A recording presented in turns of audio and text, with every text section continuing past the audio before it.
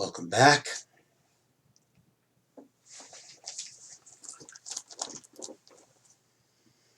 The publishing of this book had a huge effect on the reception of the poem, and to this day, it's still having that effect. Because the publishers said, this is too short for a whole book. You know, we publish quires of pages, 8 or 16 pages at a time on one page are printed, and then it's folded properly so they come out in it. Pages are cut. You can even see the cutting. Back then it wasn't done by machines. And you've got this many pages that are going to be blank. And we can't do that. We won't publish a book with all those blank pages. You have to fill them up. So at first he thought of putting in his poem, Geronch, about the right length. It would have done a disservice to both poems. They didn't have anything to do with each other. They'd be taken. It's a bad idea. So somebody said, well, there are a lot of allusions here. Why don't you write notes? So he wrote notes. He started writing notes, and he stopped when he filled up the right number of pages. People have argued about what he wrote in the notes and why he didn't write a note on something and why he doesn't mention. He didn't like the idea of writing notes at all. So he finished. As soon as he could, he stopped doing it. But along the way, he gave us some notes that really don't count. They not only are not clear in themselves, but they sometimes are intentionally misleading. Now, so much ink has been spilt over the notes in the wasteland.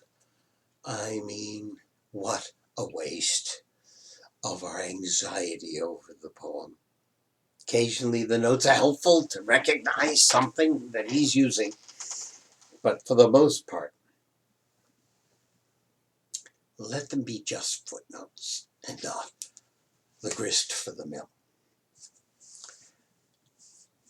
What was Eliot trying to undo in English poetry? By the end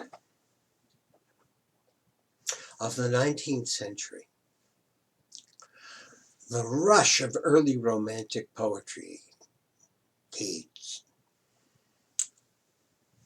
Shelley, Byron, Wordsworth, Blake, the power of that had calmed down somewhat. And then you had the mid-century giants of Tennyson and Browning.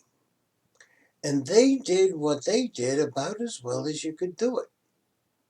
And to just do more of what they did, but without their talent, would wind you up where poetry wound up in the 1890s and the first decade or two of the 20th century. The structure had become stricter.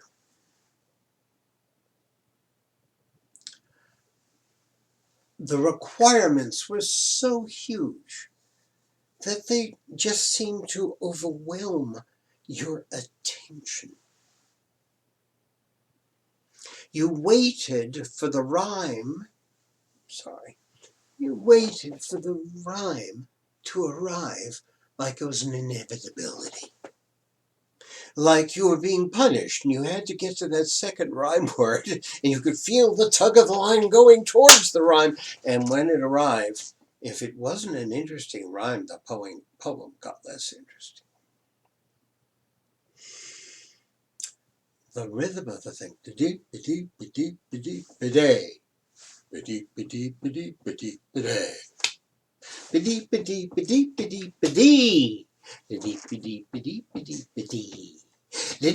I mean, you can get bored even without the words. Then what do you do with word choice? So you've got to have highfalutin, poetic sounding diction. And then let's put rhetoric to work, a little alliteration here or there, make the same letter sound a couple of times. Let me give you an example. Now I picked this out, not quite at random, but almost. I like finding examples by random.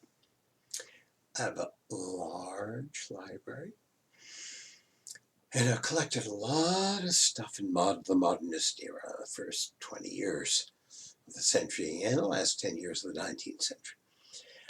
I went down to that part of my library, and I crawled up to the top shelves where the books I don't, look at very often. And I found a book of poetry by Stephen Phillips in 1907, a very well-respected poet. He made something of a name for himself in the 1880s, and then in the 1890s he was invited to write a play, and it was a big hit in the West End in London. And in 1907 he came out with New Poems, and this is part of New Poems, Elkin Matthews' publication. I'm going to read you 10 lines. Concentrate on the inevitability of the rhyme, the padum-padum-padumpiness of the rhythm, the refusal to use any word that doesn't pass high poetic standards, and a kind of over-romanticization which your breath is already supposed to be taken away even before you start. Here we go. It's a poem called A Poet's Prayer. Poet praying to poetry. That I have felt the rushing wind of thee, that I have run before thy blast to see, that my one moment of transcendent strife is more than many years of listless life.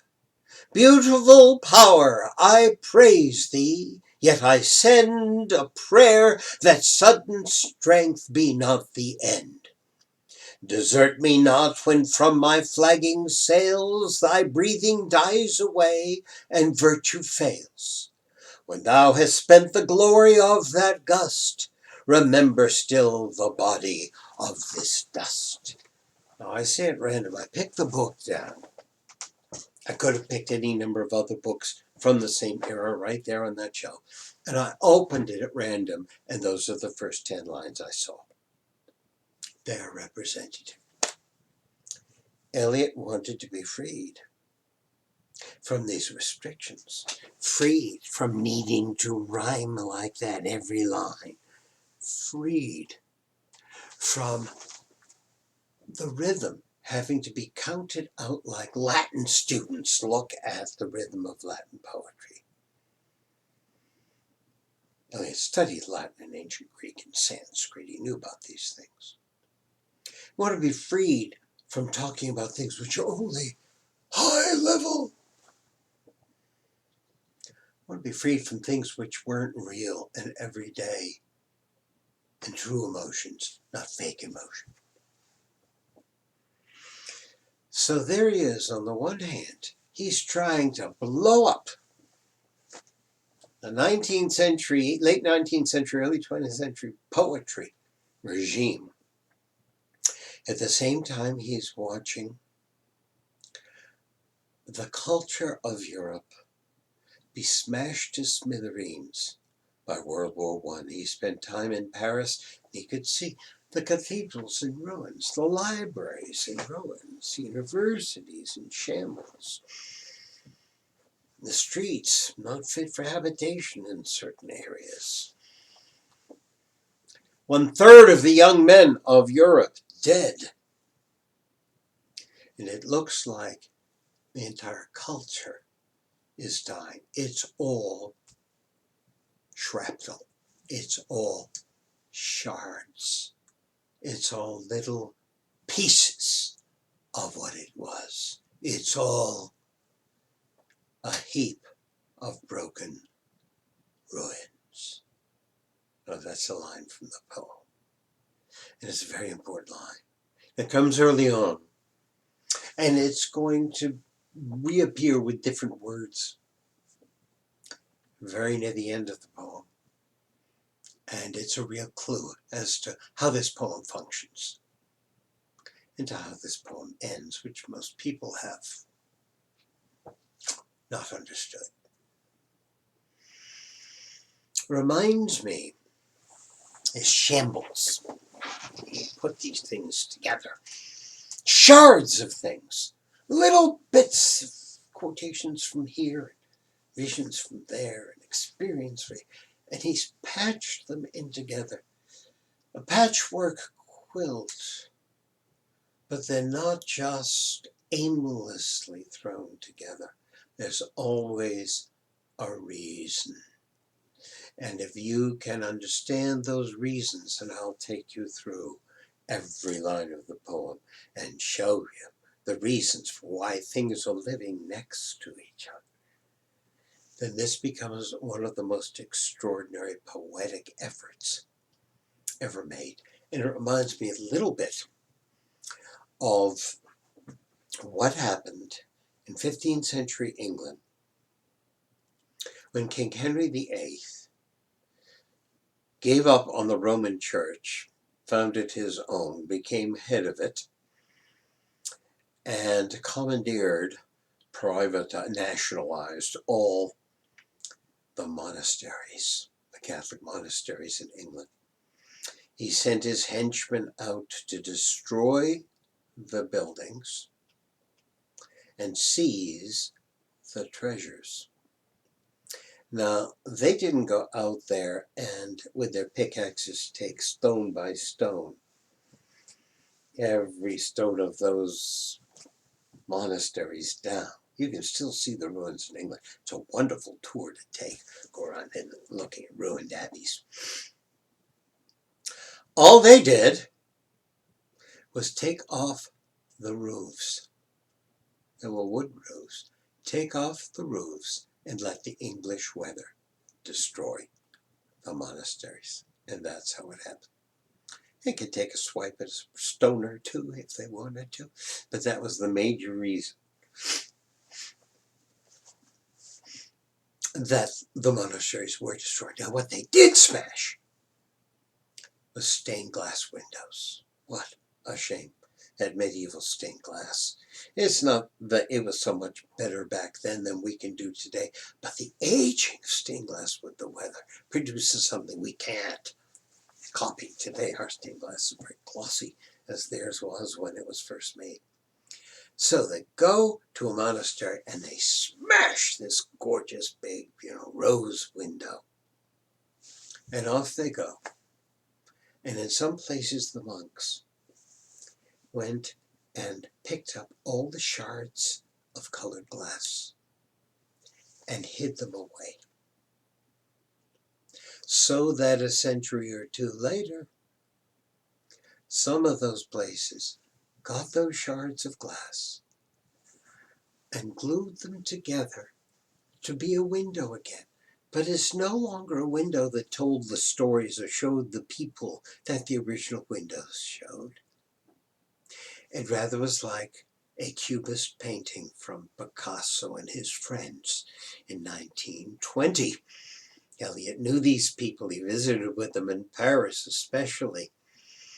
So all these bits of colored glass, a little bit of a story here, a little bit of a face over here, a little bit of a shoulder over there, all patched together. Starts out as a heap of broken fragments.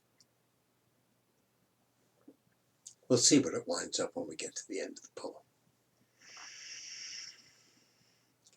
So that's what he's doing with this poem. Now, there's one note that is very interesting, Eliot wrote, because it helps us approach this problem that people have reading the poem. It doesn't seem to be a continuous narrative, and people back then expected poems to be a continuous story. There are many little chapters of stories, chaplets of stories all the way through. But is it the same characters or is it different characters? Some critics have tried to make it the same character all the way through, and yet there are men and there are women.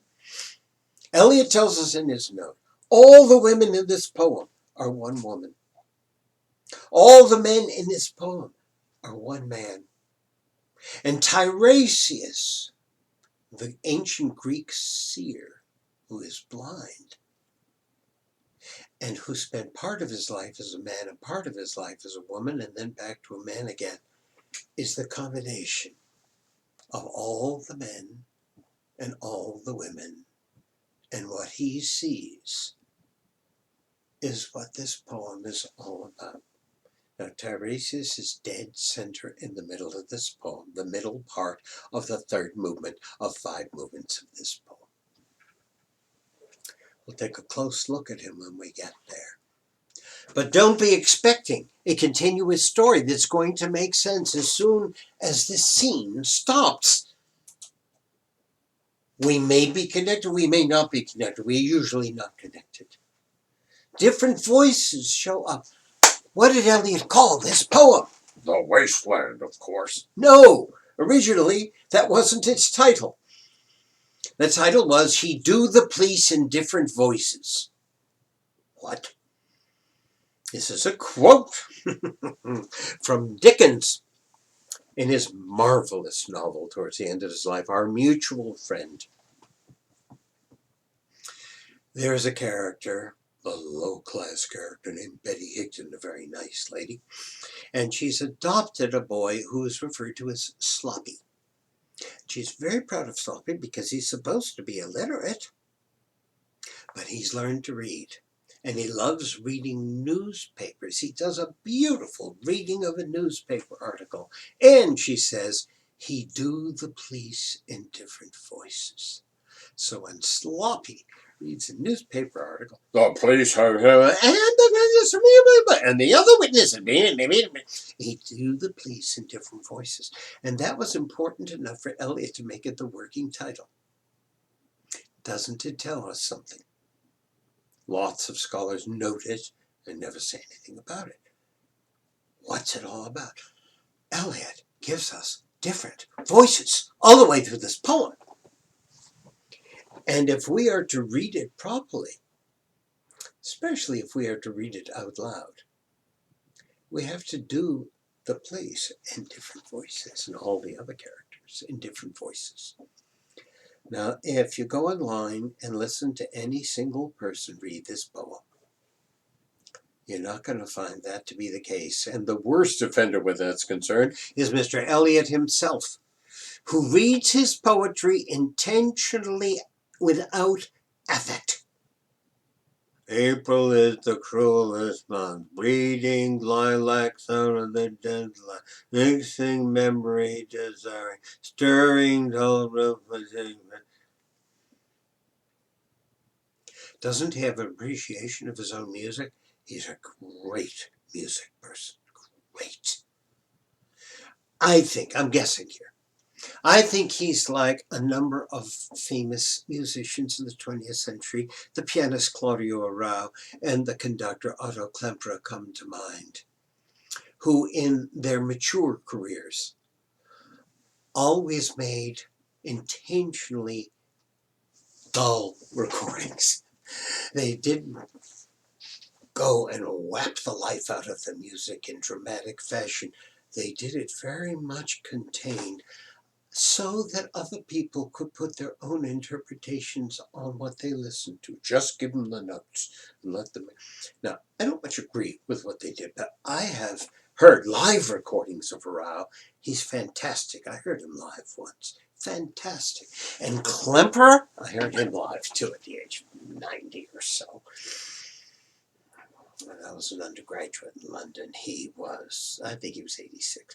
He was amazing at that time. Not because he would do it, but everybody thought this is the last thing he's going to produce. We have to play our hearts out for him. But the young Klemperer, he was a tyrant. He was He was a titan. He was a god, running through things faster than everybody else. So, next time you tune in, you're going to hear me read the poem.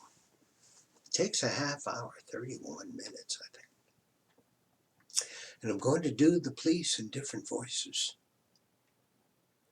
And you will be able to get from that reading the different colorations of this poem, the different tempi, the different spirits, it's not all blah, blah, blah, blah, blah, blah, blah, which is how people read The Wasteland and how people read Shakespeare.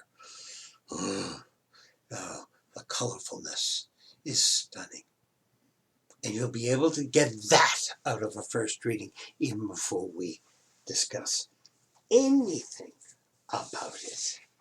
Now,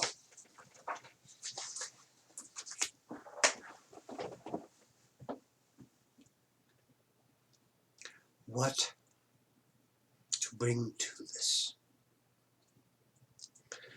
I'd go out and read The Wasteland if you haven't.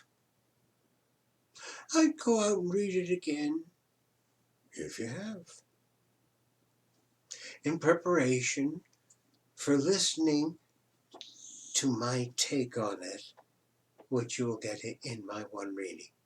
But then we are going to spend many hours going all the way through this poem, making sure that what's there is noticed by us. And we'll start right now by noticing what is there before the first page.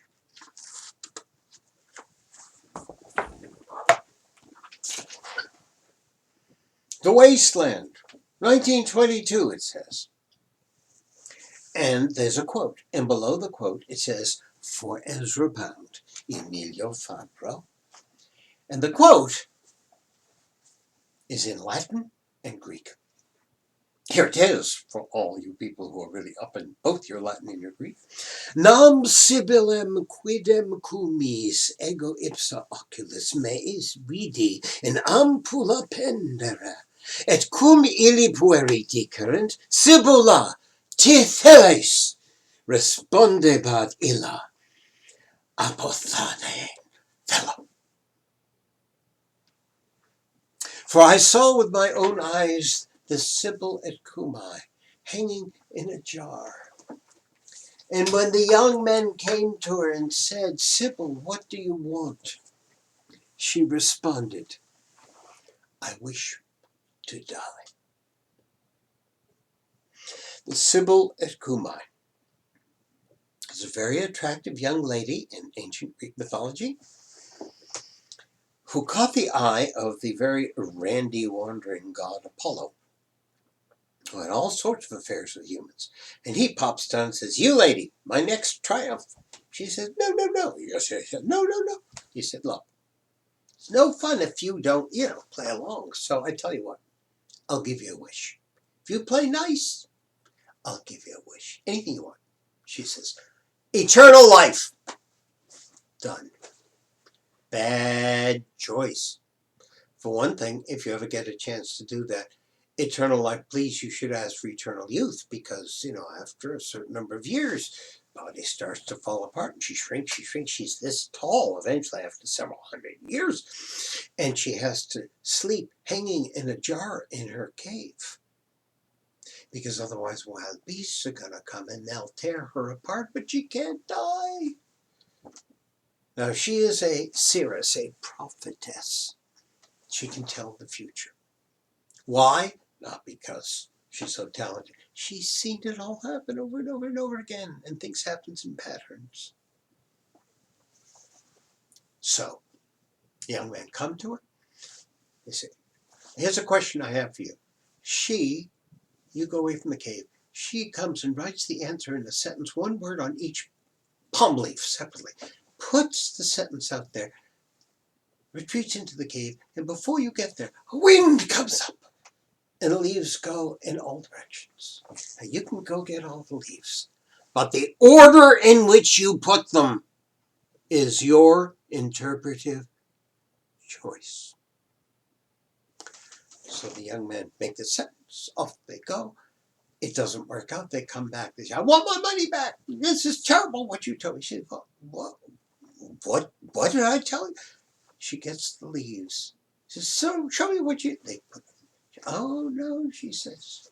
And she arranges that heap of broken images. That's why it's there before the wasteland becomes. And it wasn't nice of Eliot, not at least to translate it for us and to tell us the story. I'm looking forward to seeing you next time. Bye for now.